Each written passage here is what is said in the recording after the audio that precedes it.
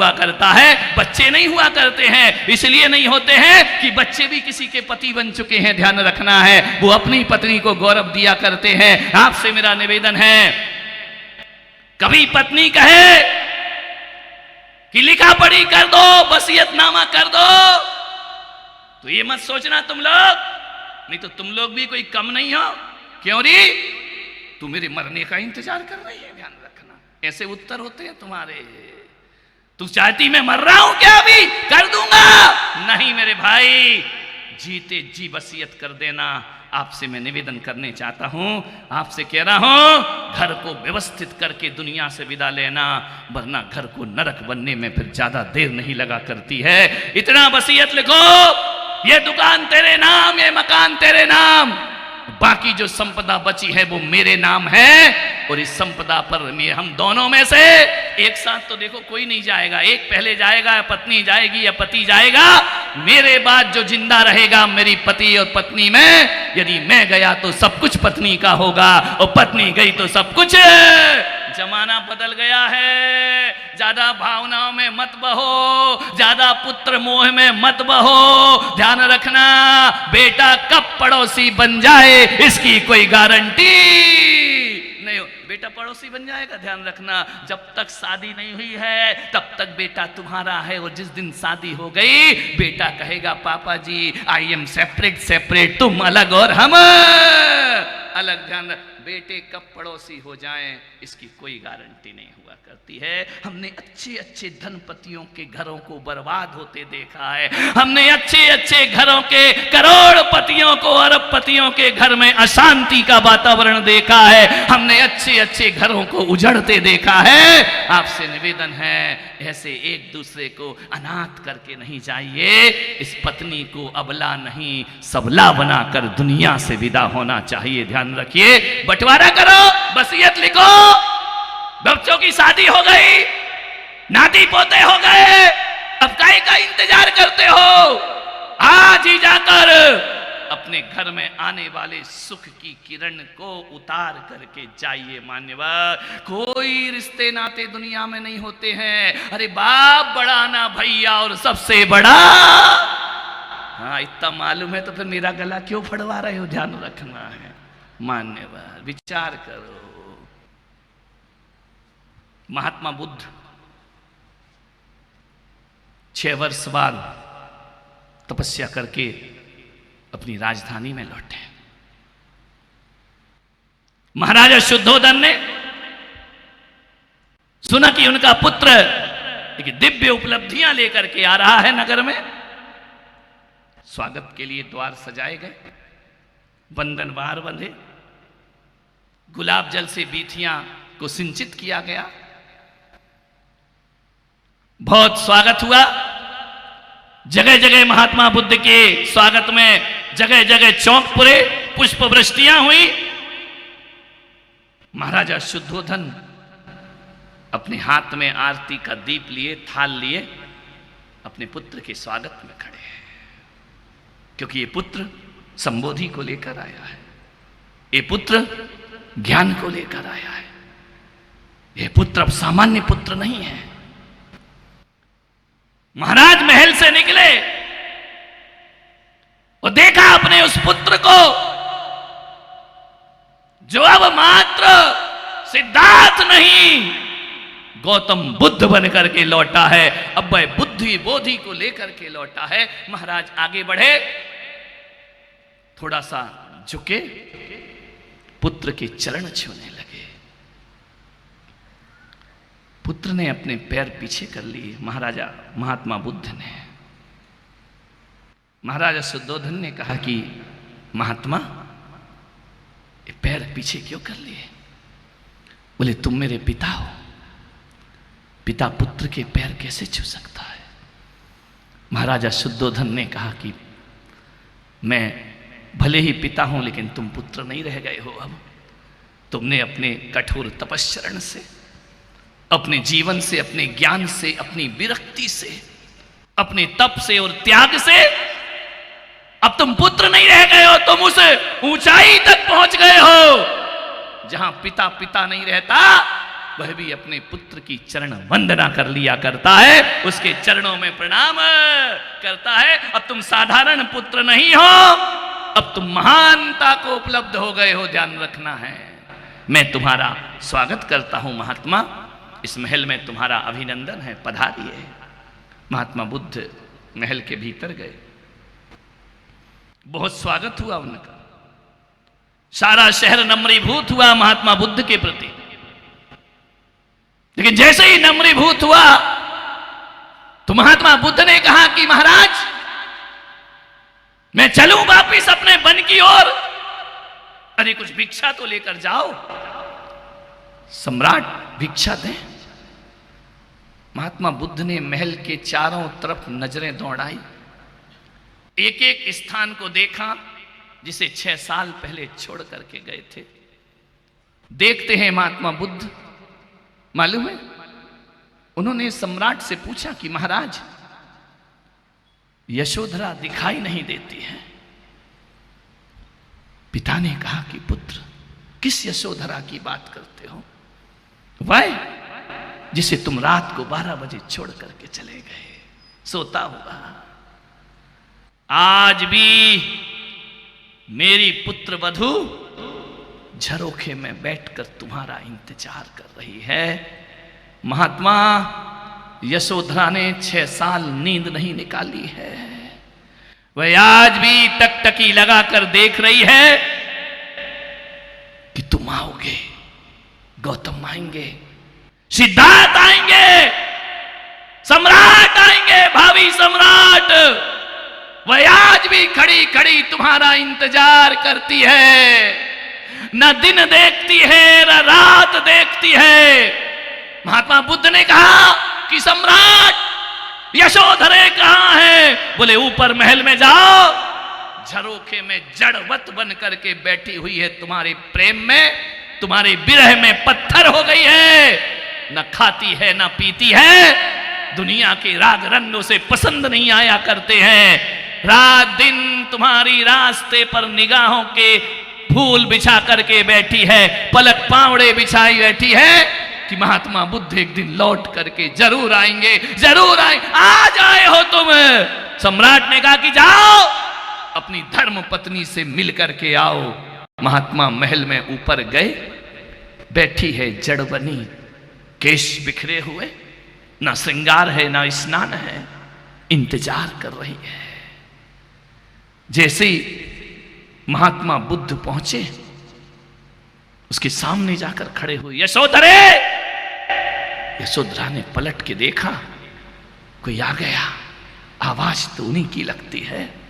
आवाज लगाई महात्मा बुद्ध ने, यशोधरे देखो मैं आ गया हूं, एक दिव्य ज्ञान को लेकर आया हूं, दिव्य प्रकाश को लेकर आया हूं। यशोधरा ने धीरे धीरे सिर घुमाया, देखा, महात्मा बुद्ध के चरणों पे निगाह रखी और सिर तक देखा, दृष्टिपात किया अपने उस परम दिव्य धनी, दिव्य बोधि को प्राप्त हुए महापुरुष के। बैठी है यशोधरा, देख रही। महात्मा बुद्ध ने कहा, तुम अभिवादन नहीं करोगी मेरा? किस बात का अभिवादन? तुम मेरा स्वागत नहीं करोगे? मैं 6 वर्ष के बाद अपने जीवन के आत्म तत्व को लेकर लौटा हूं।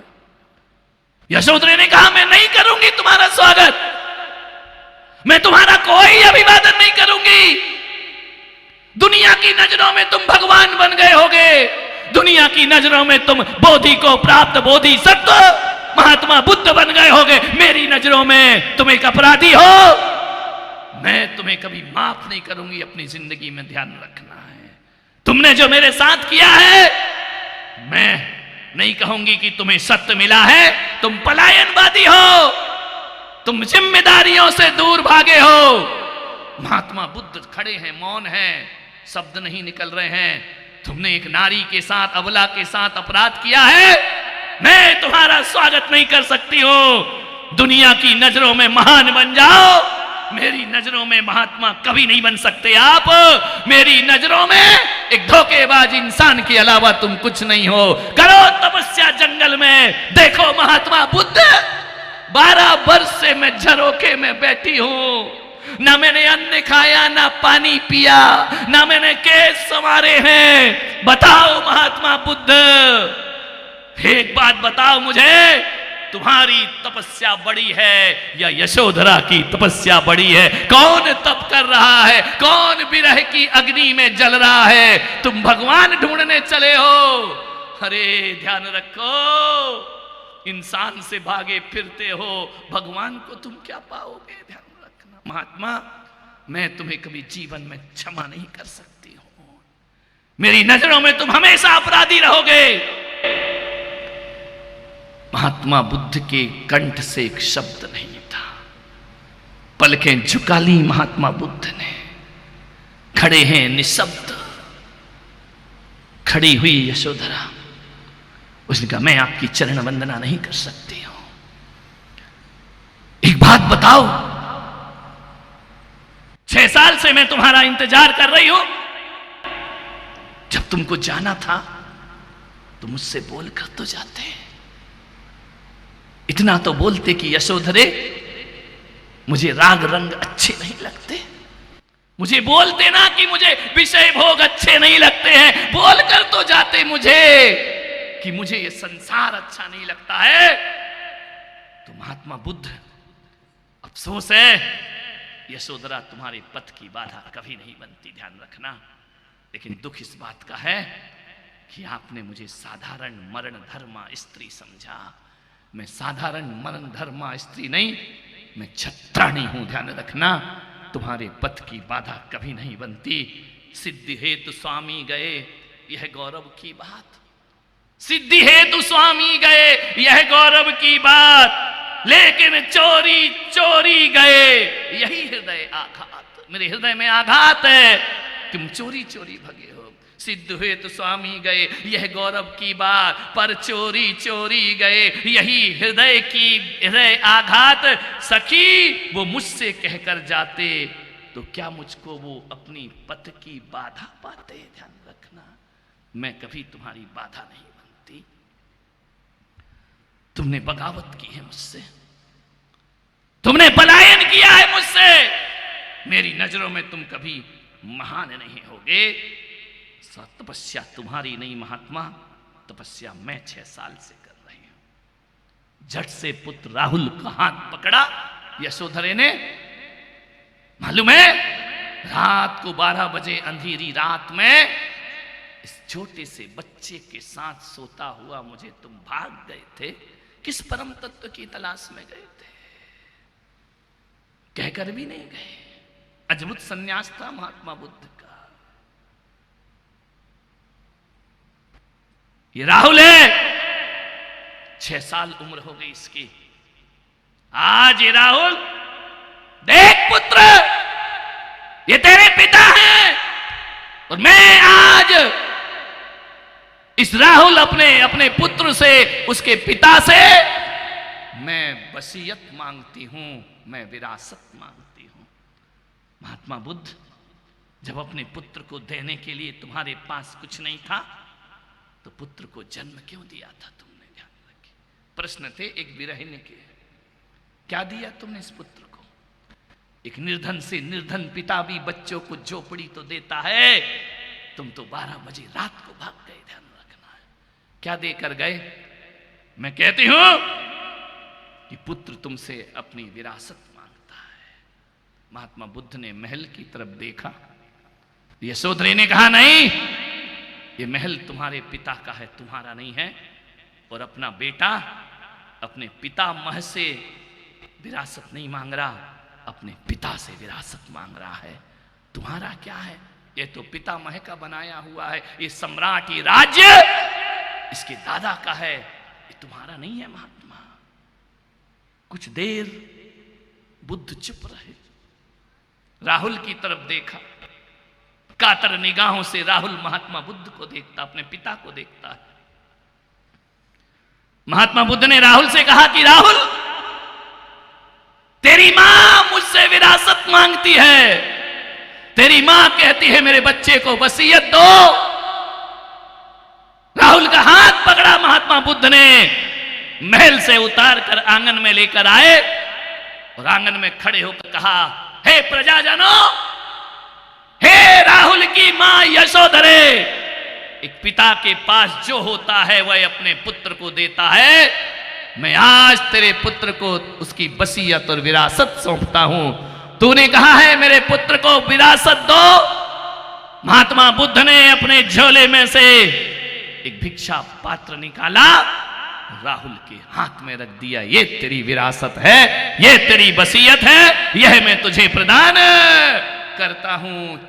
अभी तक बुद्ध मौन थे, ये यशोधरा मौन हो गई। तूने पुत्र के लिए वसीयत मांगा, ये सन्यासी पिता अपने पुत्र को इससे बड़ी कोई वसीयत नहीं दे सकता है, कोई विरासत नहीं दे सकता है। ये भिक्षा पात्र मेरी संपदा है। और कहते हैं, कहानी कहती है, राहुल के हाथ में भिक्षा पात्र रखा और 6 वर्ष का राहुल पिता के साथ सन्यास लेकर भिक्षु बनकर वन की ओर चला जाता है। देख यशोधरे, मैंने अपने पुत्र को उसकी विरासत सौंप दी, ध्यान रखना है।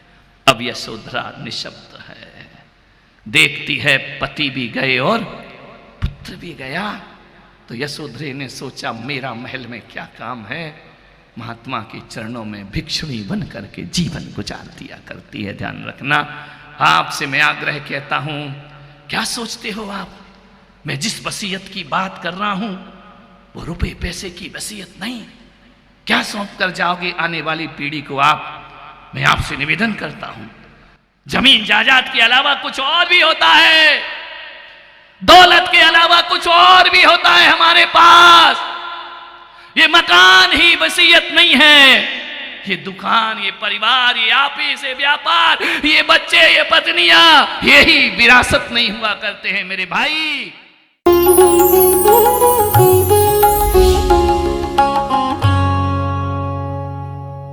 भगवान महावीर के अमर संदेश जीव दया की राह पर चलते हुए भारत गौरव राष्ट्र संत आचार्य श्री पुलक सागर जी गुरुदेव की प्रेरणा से वात्सल्य धारा ट्रस्ट द्वारा संचालित एक महाअभियान, शिक्षा और सेवा समय की मांग। वात्सल्य धारा एक समाधान, मानवीयता की दुनिया में बढ़ते कदम। वात्सल्य धारा एक प्रकल्प अनेक, सुशिक्षा, सुस्वास्थ्य शिविर, औषधि वितरण। वात्सल्य धारा रुग्ण वाहिनी, अहिंसा प्रसाद, माँ जिनवाड़ी संग्रहालय, जीव दया, गौ सेवा, कन्यादान, वात्सल्य धाम। सामर्थ्य अनुसार सहयोग धनराशि प्रदान कर हमसे जुड़े। बैंक खाता विवरण निम्नवत है, अथवा आप अपनी दान राशि दिए गए QR कोड को स्कैन करके हमें UPI द्वारा सीधे भेज सकते हैं। आपके द्वारा दिया गया दान आयकर की धारा ATG के अंतर्गत कर मुक्त है। पूछताछ हेतु हमें संपर्क करें 991098 7666 98109 00699।